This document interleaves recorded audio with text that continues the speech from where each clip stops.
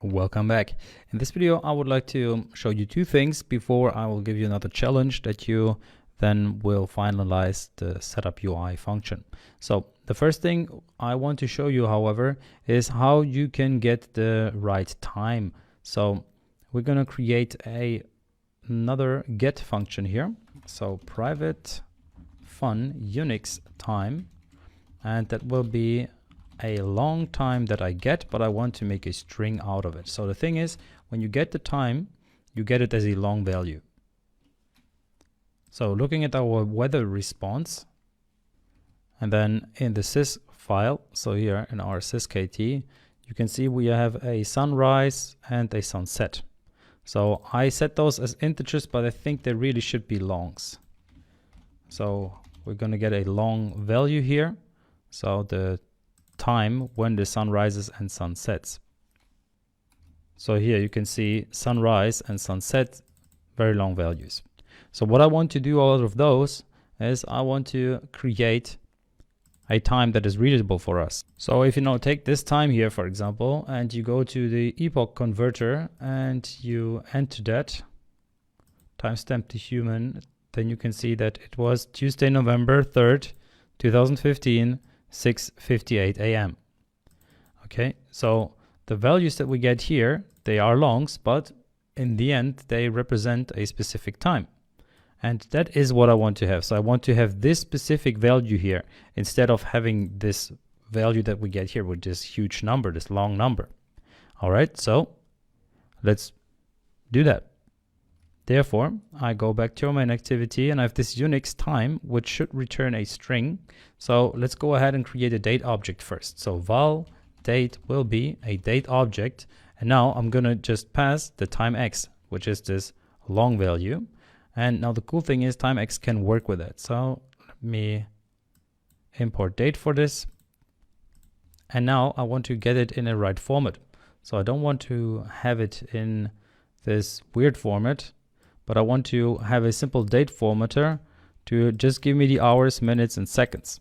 So I'm going to use this pattern here. So simple date format, and then I can use this simple date formatter to set the time zone to be time zone get default. So we get the default time zone of the device of the user, and then we return the result of sdf.format date. Okay, so what we have is one thing as the date, then we get the simple date format, which is the format that we want to use, and then we program our SDF, so we change settings of the SDF. In this case, I'm just setting the time zone of this SDF to be the default time zone of the user.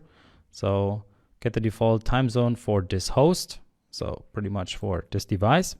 And then I want to return that date that we get as a long value into this formatted value that we have here. So that's what this Unix time function will return. So what is this all for? Well, in the end, it's for our main activity here, for this sunrise and this sunset. So for those two values that I have here, I want to set this text view to set the sunrise time, and then this one to display the sunset time. Okay, so let's just do that real quick. TV sunrise time dot text should be set to Unix time. And where do we get the time from? Well, we get it from weatherlist dot sys dot sunrise. So sys dot sunrise. So you can see sunrise is a variable in our sys class, which is this one here, which is this long value. Okay, so we are passing a long value here to our Unix time function. And then we can do the same thing with the other TV underscore sunrise set time here dot text, and that should be the same thing except for it's sunset this time. So we're getting the sunset variable, which is this other long. Now let's quickly test that just to see if it's going to display the right value for us. And you can see it displays the value here 0811 2 So 2 are probably the seconds. So maybe we don't want to have the seconds in there actually. Let's rerun this with this other pattern. So hours and minutes. And there we are. So now it says 8 o'clock 11 minutes and sunset is at 8 o'clock and 12 minutes. So now the thing is, we get that with AM and PM, so probably that's not going to be as useful. And therefore, I just ask Stack Overflow, or I ask Google, and then Stack Overflow gives me several options. So here, how to set 24 hours format for data on Java. And basically we're using Java, even though we're using Kotlin, but they're super close to each other. So you can see they offer multiple different solutions here. So what he says is that we can add the locale here, for example, for the 24-hour format. That would be this as we have it here with locale UK. So as it seems, the data is probably what we get there. So maybe it's just the data that is corrupt. So that is something that is not as easy to find out sometimes. So potentially it is that. So let's add locale.uk here. By the way, for this data to work correctly, we need to add this star 1000L to our long value in order for it to give us useful information. So in order for us to display correct dates. And that is because the timestamp is in milliseconds and we need to convert that accordingly because the data that we are getting is not in the same format as date expects it. So that's why we need to add 1000 here or multiply it with 1000. So if we now test our application and we look at the logcat and we can see here at the coordinates, so here in the sunrise or response result, you can see we get this weather response, and pretty far towards the right you can see we get the sunrise here and the sunset. So now let's take this sunrise and let's go over to epoch converter and here paste that value, and you can see we get this 7:56 a.m. at GMT +1, which is my time zone. And now if I go to my application, I can see that it's exactly this time. And now let's have a look at the sunset, which is this value here. So let's put that in there as well. You can see it's 5:12. All right, and that's exactly what we get here. So now we of course need to display it in the right format. And therefore we need to change the pattern to capital H's in my case, because 2 capital H's gives me the 24-hour format. All right, so now it's just 17:12, which is 5 p.m.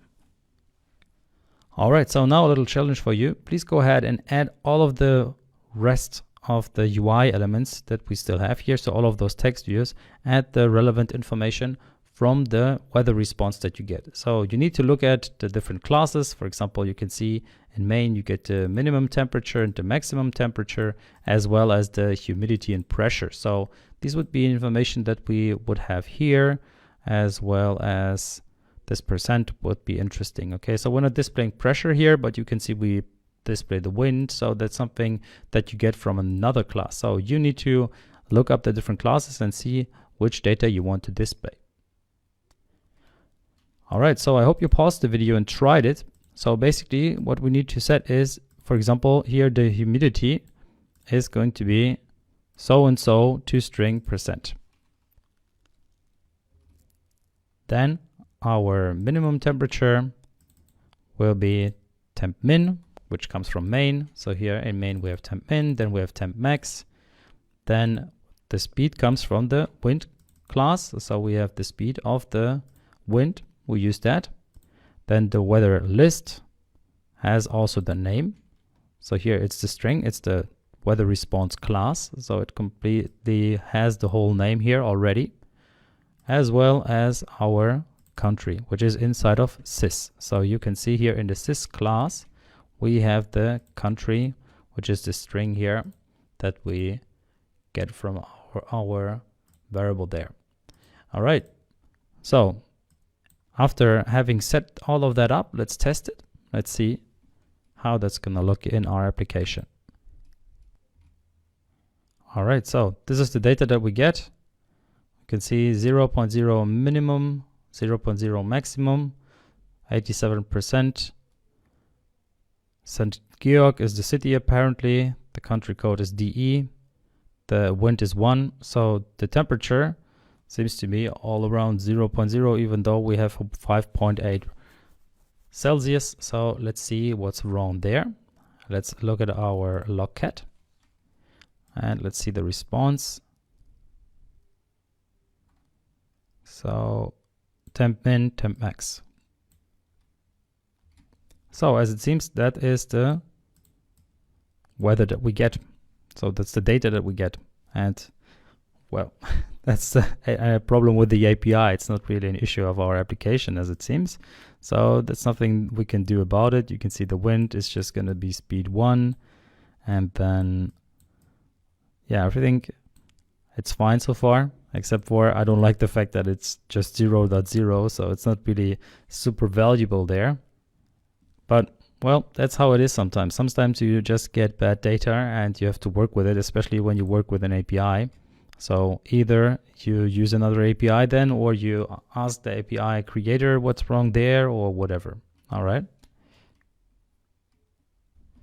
Okay, so I hope you managed to get this right here, to get this running.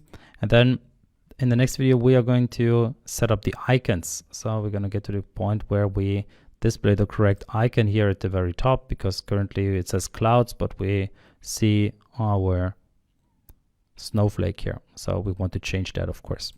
All right, so see you in the next video.